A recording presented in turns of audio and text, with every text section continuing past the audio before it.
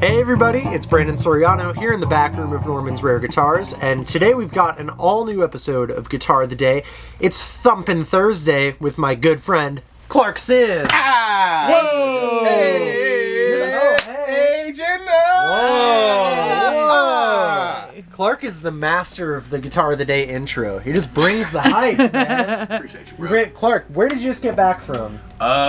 Delaware. We played Firefly Festival with Firefly. Emmy Melly. Yeah. Cool, dude. Really yeah. cool. Clark plays with an artist named Emmy Melly, who you should check out. She's very talented. Yeah. And this guy's very talented, too. And we've got just a stupid bass. I mean, Thumpin' Thursday. Some people online, there's some hate on Thumpin' Thursday sometimes. Why? What? You gotta love a bass. If you're not freaking out at this bass, there's something wrong with you. So, from 1966, it's a Fender Precision bass in Olympic white. Clean! Woo! Woo!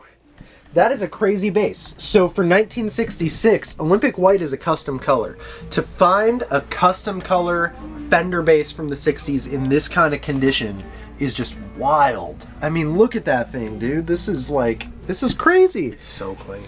Got one little ding right there, but overall, pretty solid. So let's talk about the P-Bass real fast. Now, the Precision Bass actually got its name. It was initially a partner, if you will, to the Broadcaster, which turned into the Telecaster.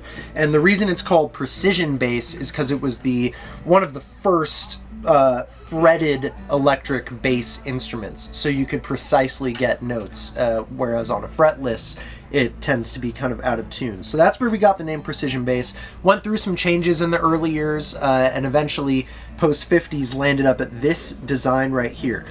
Unlike a lot of other Fender instruments, the design went through not very many changes during the CBS era of Fender. So in 1965, Fender was bought out by CBS, the same CBS as the television station that you probably know. And they made a lot of changes to a lot of models, and there's, varying degrees of success with that. But the P-Bass stayed relatively untouched. This custom color has stayed really, really intact. You can always tell a CBS era Fender by a few things, but on this one you've got the F stamp on the plate right there. We also no longer have a slab rosewood board like we would in the early 60s. By 66 we've moved on to a thinner veneer board. Looks like we have pearloid dot inlays, our tortoise guard. We do have the silver transition logo up top. And then check out those open geared tuners, man. I love that. So clean, so cool. And you even have the original grip right there in case you're going to play with your thumb or anything like that. We have the covers on this guy, and we didn't want to take them off because it's so clean that even putting a screw near this thing is like, why do that? Right. So we have the original case. Really nice black Tolex case. Really great orange interior. And the case is clean. Like, really clean. And what's even cooler is that in the case, we do have the original cable, we've got the original strap, and we've got the original hang tags. And I know these are the original hang tags because there is a serial number inside of here that matches with the bass. So it's a complete setup, dude. That's crazy. I mean, this is like, for any collector who wants a custom color Fender from the 60s, this thing is going to do it for you.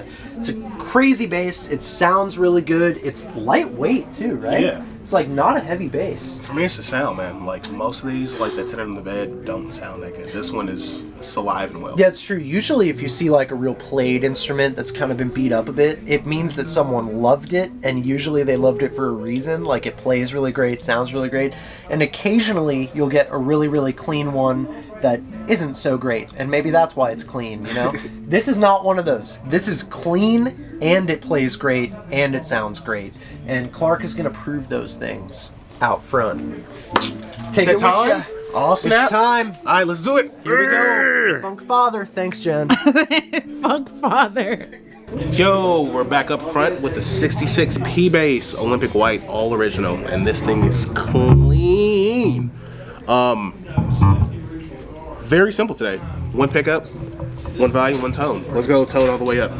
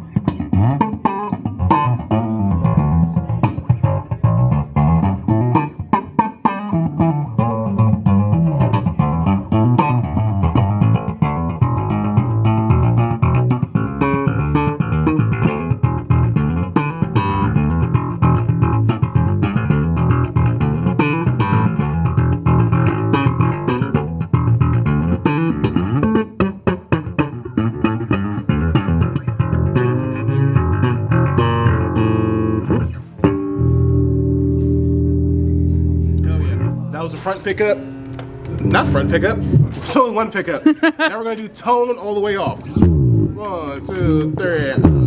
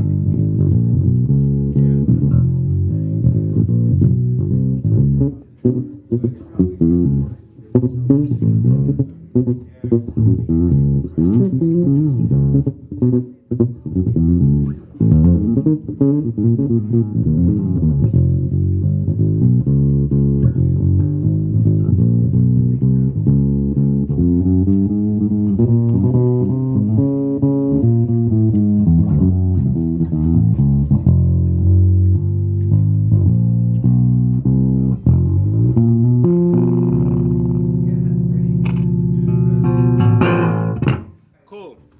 66 P bass, Olympic white, super clean, super original. Come pick it up or buy it for me. You guys have a good one. Good seeing you guys. Bye. Bye. That was awesome.